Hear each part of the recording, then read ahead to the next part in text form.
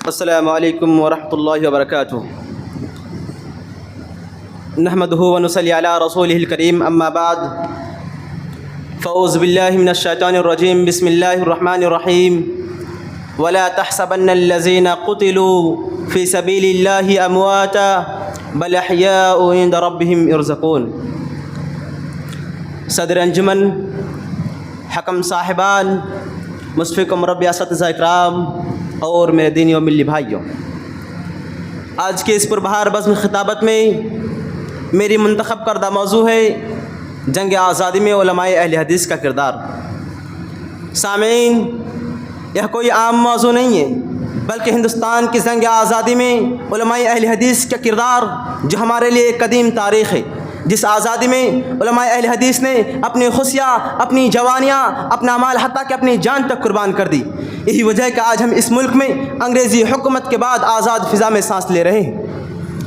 لفظ آزادی صرف ایک لفظ نہیں ہے، بلکہ ایک پوری تاریخ ہے جس آزادی کو ہم معمولی سی چیز سمجھ کر بیٹھے ہیں۔ یہ دراصل صدیوں پرانی غلامی، ہزاروں شہداء کے لہو، لاکھوں علماء اہل حدیث کے آنسو اور تحریک جہاد کا نتیجہ ہے۔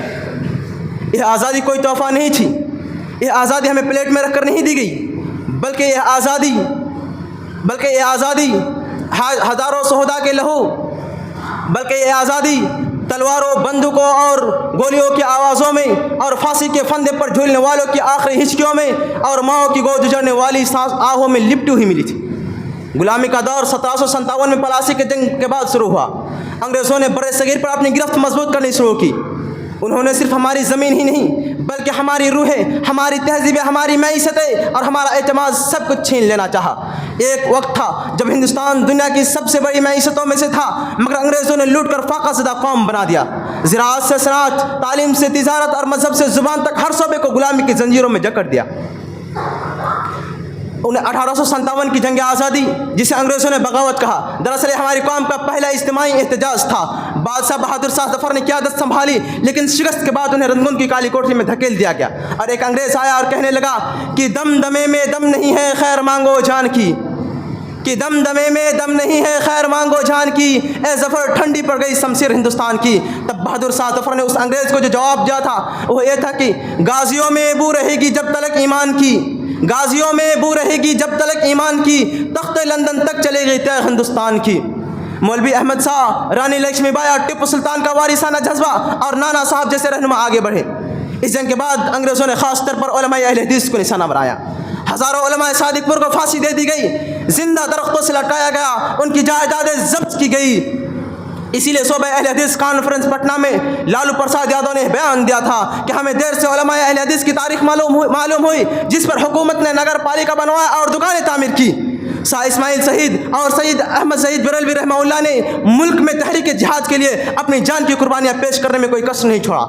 مزید وضاحت کے لیے مولانا نذیر احمد رحمانی امیرو، جو اس مدرسہ اسلامیہ انور العلوم کے بانی ہے، ان کی کتاب اہل حدیث اور سیاست کا مطالعہ کیجیے، جس میں علماء دیوبند کا دندہ شکن جواب ہے، جنہوں نے جھوٹے نام نہاد علماء کا ذکر کیا ہے۔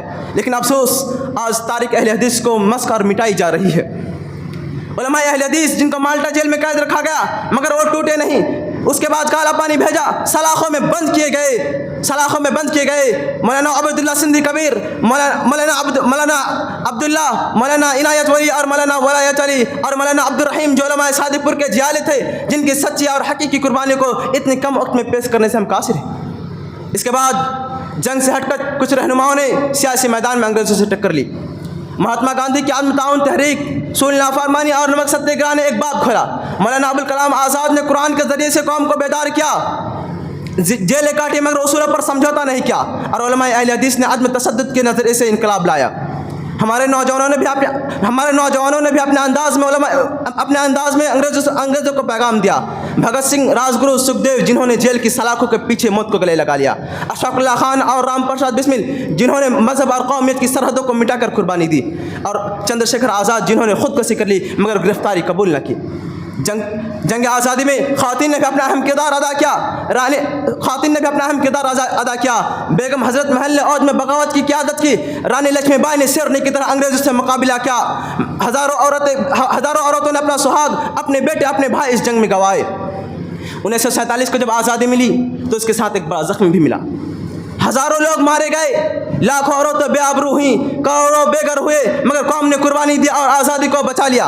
आज हम आज़ाद हैं, लेकिन ये आज़ादी एक अमानत है। शुहदा ने हमें आज़ाद मुल्क दिया था। अब हमारा फ़र्ज़ बनता है कि हम आपस में नफ़रत ना फैलाएं, बल्कि इत्तेहाद को कायम करें, तालीम को आम करें, क्योंकि तालीम ही असल आज़ादी है।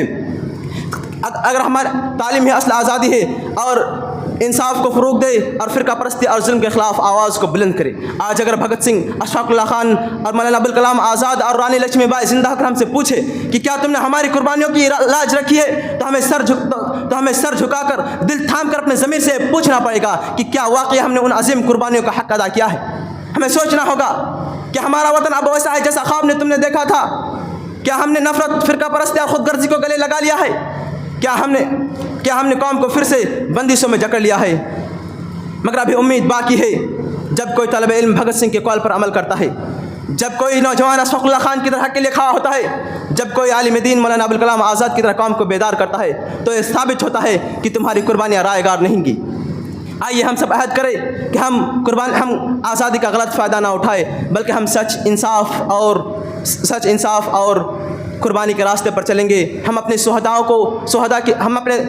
की कुर्बानियों को बेकार जाने नहीं देंगे। वतन की मिट्टी गवाह रहना हमने इस पहचान की कीमत खून से चुकाई है। और एक शेर है कि सरफरोशी की तमन्ना अब हमारे